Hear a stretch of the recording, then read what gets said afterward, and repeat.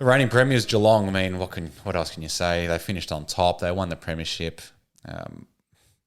Rating's going to be a 10. Let's just skip straight to that. So I'm going 9. Actually? Yeah. Why? Well, I just don't think – I think a perfect season is almost not losing a game in that sense. So I think – They won 16 in a row. yeah, but their first little start of the season. Oh, that is harsh. No, 9.5. That is harsh. I'm giving them a 9.5. Yeah. They were fantastic. And they were so dominant as well. Absolutely, they were. Yeah. They were very dominant and scary at certain stages throughout the year as well. So that's a 9.5 for me. Their best player, Jeremy Cameron for me. yeah. Well, yeah. Geez, Jezza was good.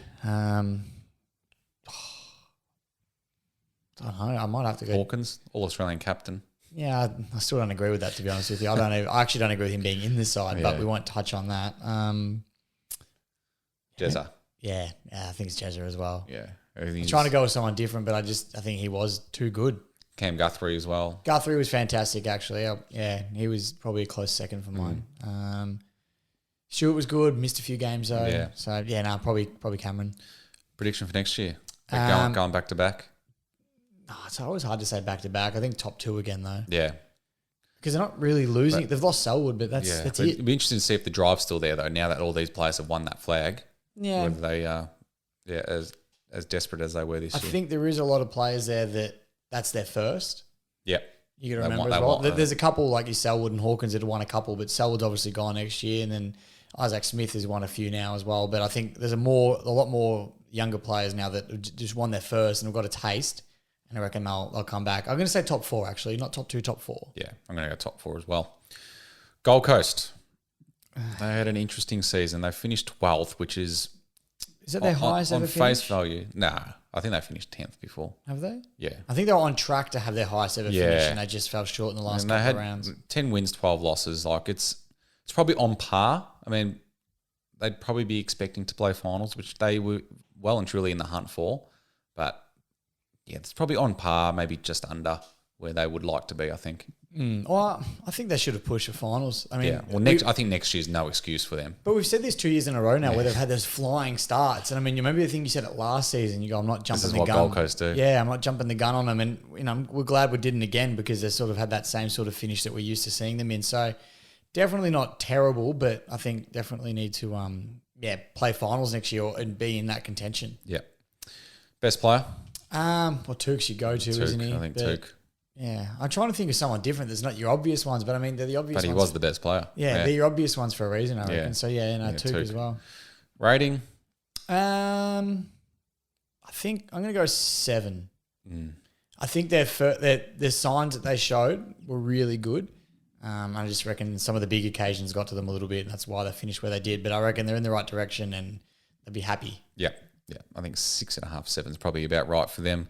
GWS. Now, that was a pretty disappointing season from them. They're definitely in rebuild mode. They finished 16th, third last. Yeah, and they're now losing a lot of players too. it's like losing a lot of players as well. And I think they flew under the radar with like how poorly they were doing at times. I think maybe being a interstate Sydney club, you Yep. kind of don't get the attention that other clubs do, and you kind of forget how poorly they were doing. I mean, when I looked at the ladder just then, I haven't looked at it in a little bit, and I thought, oh, geez, I didn't realize I finished that low. Like, I Yeah. just forgot about it almost. So, yeah, it's going to be an interesting one to rate. Yeah. I think- Before you do, best player? Oh, Hard. It's a hard one. I was struggling with this one. I don't know. Look, Canelio was pretty good. And Harry Himmelberg was great when he went back. Yeah. I'm going to give you my rating first. I'm going to Okay. get back to you with the best player. All I've got right. to think about this one Go because I rating. actually have no idea. The rating is probably like a 3. I think they were pretty poor. Yeah. So you give an Essendon a 4, but you can GWS a 3. Well, I think I expected Essendon to be about that place. Well, I didn't expect the Giants Yeah. to be third last. I tipped them pushing for finals again. Wasn't it last? They played in a final against the Swans Yeah, last they year, did. didn't they? Yeah, that's true. So I didn't expect them to Yeah. be third last this year. That's They so dropped my- off big time. Yeah, my ratings are going for more, I think, where we expected them to be and where they ended up, and that's sort of where I'm rating them more so than ladder position. So with Essendon, I've expected them to be shit this year. Whereas the Giants, I did not. And coming back to you on the best player, for me, it's a toss-up toss up between Cogs and Tom Green.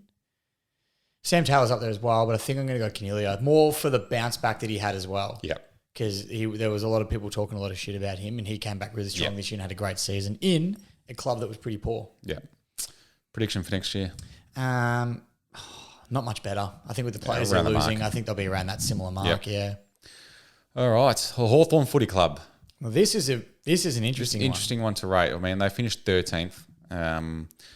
They had some great wins, and then they had some bad losses. They were very up and down. A classic young rebuilding team they were. And they pinched a couple of wins you didn't expect them to win against some seriously good sides. And that's what I think made them a scary prospect. When you could never go up against the Hawks this year thinking comfortable win, despite their position on the ladder. So I think I'm going to skip straight to rating with this one. I'm going to give them like a 7.5, 8, because I think they exceeded expectations for most. New coach comes in, does a really good job. Some young stars emerging, looking really good and promising. So I'm really happy with what I saw with Hawthorn. Yeah.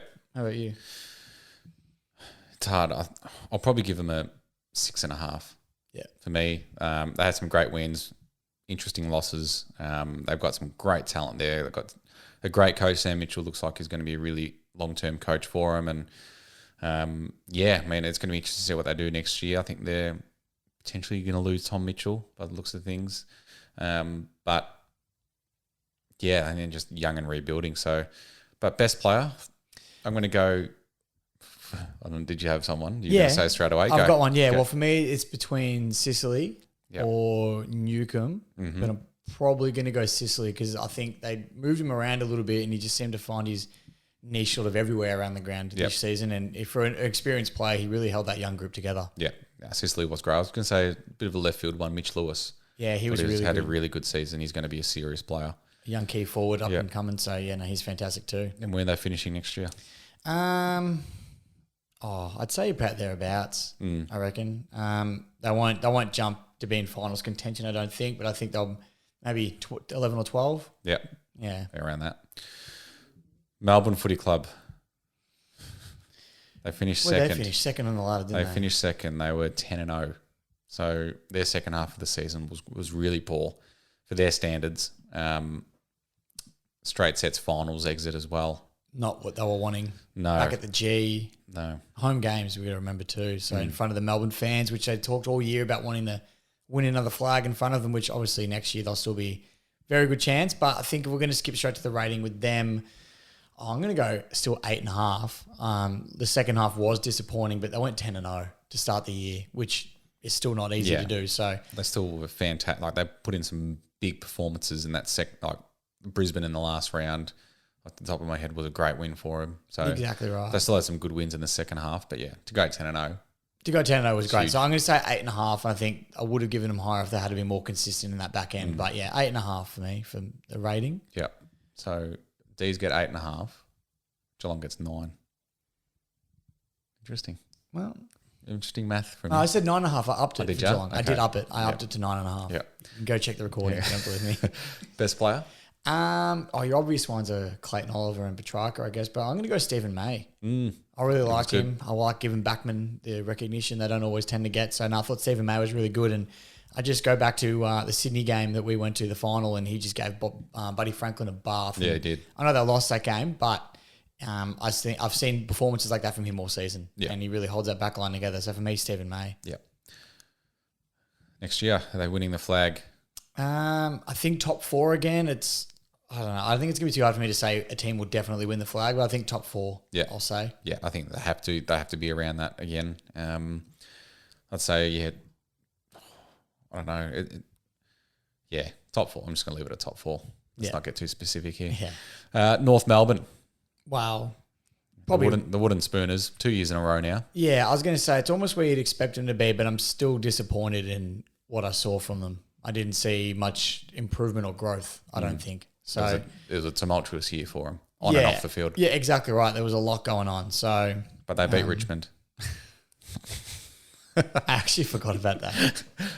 Richmond beat Richmond that night. Let me tell you, I was there.